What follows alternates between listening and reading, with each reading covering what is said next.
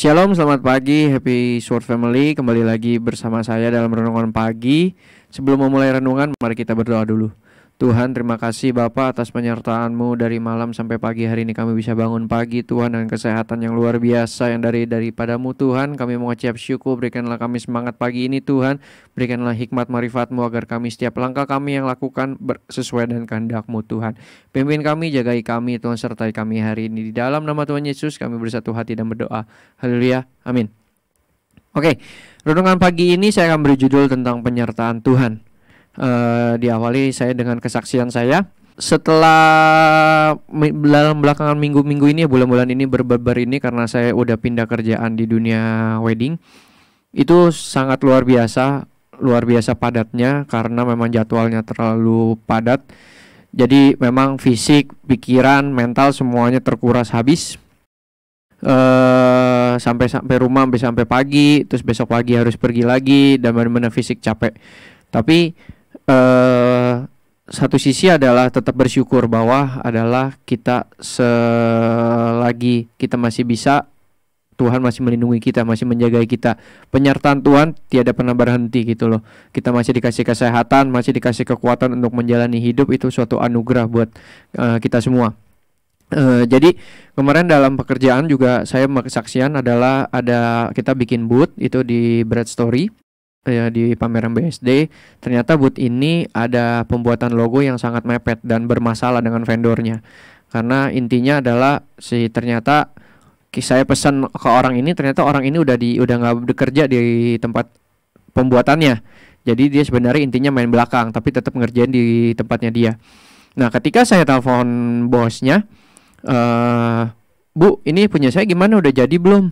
Hah, punya Bapak yang mana? Emang Bapak masukin kerjaan? Lah, itu ada Bu sama si bapaknya, yang ini namanya gitu. Saya nggak sebutin namanya.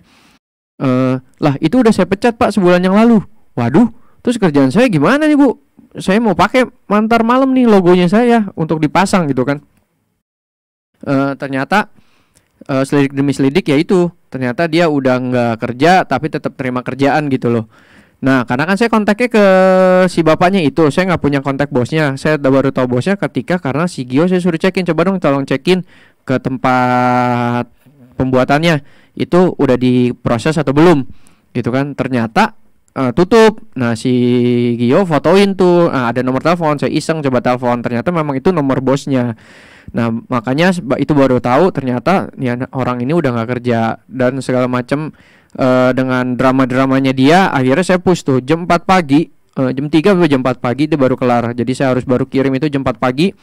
Saya pesan Lala Move, pesan antar ke gudang untuk dipasang besok pagi, karena tanggal 6-nya itu udah mulai pameran, berarti 6 pagi saya baru kirim ke gudang.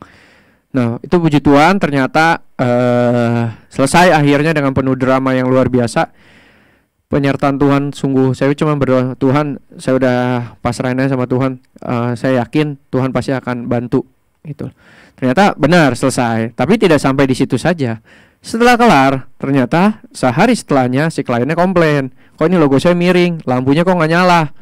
Wah, ternyata ya udah, memang pekerjaannya karena buru-buru dan tuh orang mungkin udah kesel juga karena saya buru-buruin ya, karena dia menyanggupi dari awal. Sanggup bos, kelar. Ya udah, karena dia ngomong sanggup, saya langsung DP, saya bilang.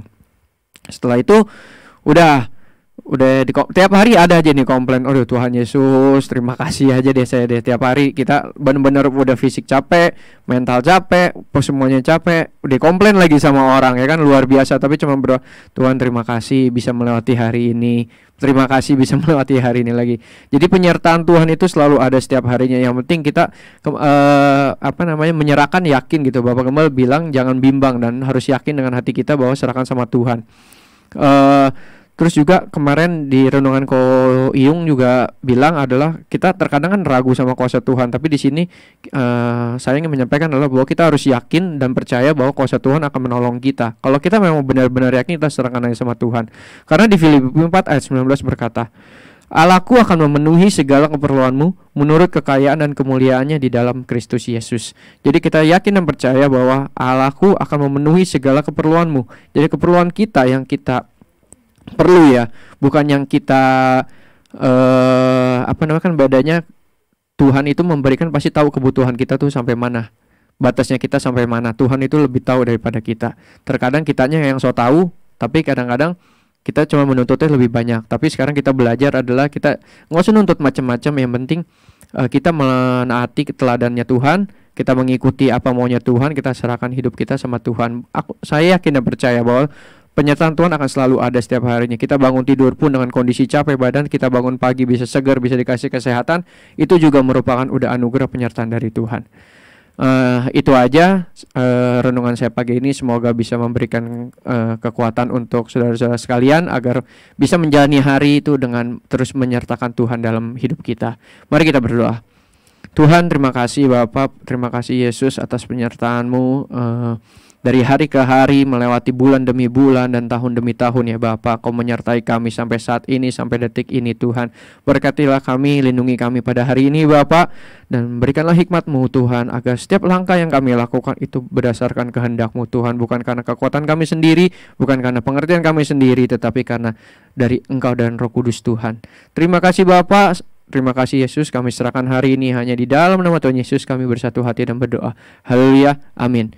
Shalom, terima kasih.